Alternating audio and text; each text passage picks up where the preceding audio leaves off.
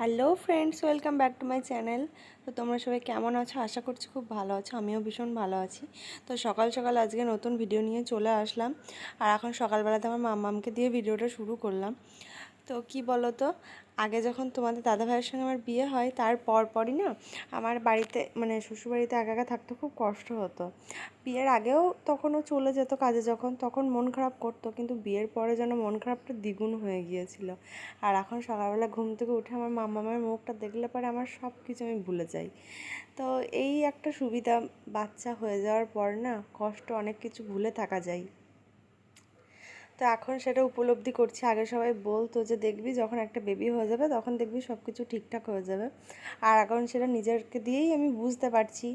কারণ কি বলতো, সারাটা দিন সব কিছু কেটে যেত, কিন্তু রাত্রেবেলায় যখন সারাটা দিনের কথাগুলো কাউকে শেয়ার করতে না পারি না, তখন খুব কষ্ট হয়। আর ফোনে বা কতক্ষণই বা কথা হয় জানো তো, যে ফৌজিদের সবসময় পাওয়া যায় না, তারা কখন যে ডিউটিতে ব্যস্ত থাকে, কখন যে কী থাকে, যে আমার কোনো প্রয়োজনেও যে ফোন করব তখনও সে ফোনটা রিসিভ করতে পারবে না হয়তো, বা হয়তো এমন কোনো অকেশন আছে যে অকেশনে আমার ওকে পাশে পাওয়া দরকার, কিন্তু সেই অকেশনে আমার পাশে থাকতে পারছে না। আমাদের ফৌজি বাবদের জীবনই এরকম, মানে কোনো পুজো, না কোনো অ্যানিভার্সারি, না বার্থডে, কোনো কিছুতেই আমরা তাদেরকে কাছে পাই না। এই কষ্টগুলো তো থেকেই যায়, কিন্তু সত্যি একটা বেবি হওয়ার পরে হয়তো অনেক কিছু একটু কম হয়ে যায়, কিন্তু কষ্ট তো হয়ই। কী করব বলো, যারা ফৌজি ওয়াইফ আছো তারা তো সবাই জানো এই একই কষ্ট সকলেরই হয়। কিছু করার নেই, আমাদেরকে এইভাবেই জীবন কাটিয়ে যেতে হবে, আর আমাদের জীবন এইভাবেই চলবে। তো দেখতেই পাচ্ছ এখন আমি একটু চুলটা আঁচড়ে নিচ্ছি। ব্রাশ করা আমার কমপ্লিট হয়ে গেছে, আমি নিচে গিয়ে চাটাও খেয়ে এসেছি। আর তারপরে আমি আমার বিছানাগুলো একটু গুছিয়ে নেব, কারণ মাম্মামকে আমি নিচেতে দিয়ে আসার পরেই আমি বিছানাটা পরিষ্কার করি। সকালবেলা ঘুম থেকে উঠে ওকে আমি আগে নিচেতে দিয়ে আসি মায়ের কাছে, তারপরে আমি তখন এসে সব কিছু ঠিকঠাক করি। তা না হলে ও থাকলে না আমার এগুলো করতে খুব অসুবিধা হয়, যেহেতু ধুলোর একটা ব্যাপার আছে, সেজন্য আমি এগুলো করি না। তারপর মানে সকালবেলা ঘুম থেকে উঠে আমার আগে বিছানাটা পরিষ্কার না করলে আমার কিছুই ভালো লাগে না। তো আগেও যখন আমি থাকতাম তখন আমি বিছানা পরিষ্কার করে তারপর নিচে যেতাম। তোমাদের দাদাভাই থাকলেও তাই, ওকে আমি টেনে টেনে ঘুম থেকে তুলি। মানে ওরা তো 9টা ছাড়া ঘুম থেকে ওঠেই না, 10টাও হয়ে যায় কোনো কোনো দিন। তো তারপরও আমি এসে আগে বিছানাটা পরিষ্কার করি, তারপর আমি যা কাজ করার করি। আর তারপরে তখন আমরা সারাদিনই নিচেতেই থাকি, আমরা ওপরে খুব কমই আসি। এখন যেহেতু আমাদের নিচেতে বাড়ির পাশে একটু কাজ হচ্ছে, সেজন্য প্রচুর আওয়াজ হয়, সেজন্য আমরা ওপরেই থাকছি এখন। এই যে আজকে হবে শাক, আর হবে মাটন, আর হচ্ছে আমাদের জন্য হবে ডিমের ঝোল, কারণ আমরা মাটন চিকেন খাই না সেই জন্য। তো সবই হয়ে গিয়েছিল, ভাতটা কাটবো আর রসুনটা ছড়াবো। আর আর তোমাদের আগে কথা বলে রাখি আবারও, যে আমাদের বাড়ির পাশে কাজ হচ্ছে, তো প্লিজ ব্যাকগ্রাউন্ডের সাউন্ড একটু ইগনোর করে দিও। আর এদিকে রান্না হচ্ছে, আর দেখাচ্ছি জলখাবার মুড়ি খাবার আমাদের হয়ে গিয়েছে, আর এবার ভাতের রান্নার ব্যবস্থা হচ্ছে। আর এই যে আমি পটল পোড়াচ্ছি, আমার বর পান্তা ভাত খাবে, তাই জন্য বললো পটল কাবাব হচ্ছে, পটল কাবাব। তাই পটল পোড়া আর টক ছানা দিয়ে ঠান্ডা ভাত খাবে। আর এখানে ভাতটা চাপিয়ে দিয়েছি, ভাত হচ্ছে। আর ওইদিকে আমাদের জল খাবারের মুড়ি সিদ্ধ হয়ে গিয়েছে।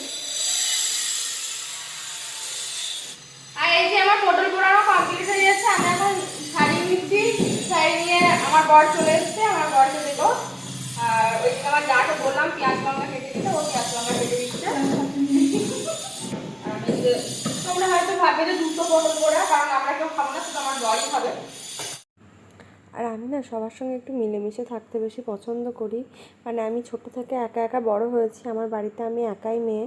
তো আমি চেয়েছিলাম যে আমার শ্বশুরবাড়িতে যেন একটু জয়েন্ট ফ্যামিলি হয়, আর সবাই যেন একটু ভালো হয়। তো আমি সেরকমই একটা শ্বশুরবাড়ি পেয়েছি, আর আমার যাও ভীষণ ভালো, আমার ননদ আছে সেও খুব ভালো, আমার শাশুড়ি মাও খুব ভালো। তো আমি সবার সঙ্গে মিলেমিশে থাকি, সবাই আমরা এরকমভাবেই থাকি আমাদের শ্বশুরবাড়িতে। আর মানে অনেকেই থাকে এরকম যে না আমরা একসঙ্গে থাকবো না, বা এরকম। আমাদের মানসিকতা কিন্তু একদমই এরকম না। আমরা সবসময় যতক্ষণ একসঙ্গে থাকি ততক্ষণ হাসি মজা ইয়ার্কি ঠাট্টা করে থাকি, আর আমরা সারা জীবন এইভাবেই যেন কাটিয়ে দিতে পারি। তোমরা এরকমই আশীর্বাদ করো। এখন সন্ধেবেলা, আর এখন সন্ধেবেলাতে আমরা এখন নিচেতে বসে আছি, আমার মেয়েও আছে এখানে। আর একটু আগেই আমাদের একটা ভিডিও ছিল, তো চ্যালেঞ্জ ভিডিও, তো সেটা আমাদের কমপ্লিট হয়ে গেল। আমার ড্রেস চেঞ্জ করা হয়ে গিয়েছে, আর এখানে আমার যা আর আমার মেয়ে মিলে খেলা করছে। ও বলতে চাইছে, দেখো কি গো, এই দেখো এই দেখো, বলে দাও তো, বলে দাও তো। বলো ফ্রেন্ডস, তোমরা সব কেমন আছো? বলো। কি বলবো গো, কি বলবো বলো। না গাইস, তোমরা সব কেমন আছো কি বলবো বলো। দেখো আমার মেয়ে নিজে নিজেই কাত হতে শিখে গিয়েছে। আর দেখো বলতে যাচ্ছে, মানে ও বলতে পারছে না। ও কিছু বলতেও যাচ্ছে। কি বলবা বলো, বলো কি বলবা বলো। যে মার জেম্মার মধ্যে আজকে একটা লড়াই হয়ে গেল না গো, একটা লড়াই হয়ে গেল। হাই, হ্যালো, বলো হ্যালো। আমাদের সন্ধ্যাবেলাতে জায়গা হলো এখানেই, আমরা এখানে বসে বসে গল্প করি।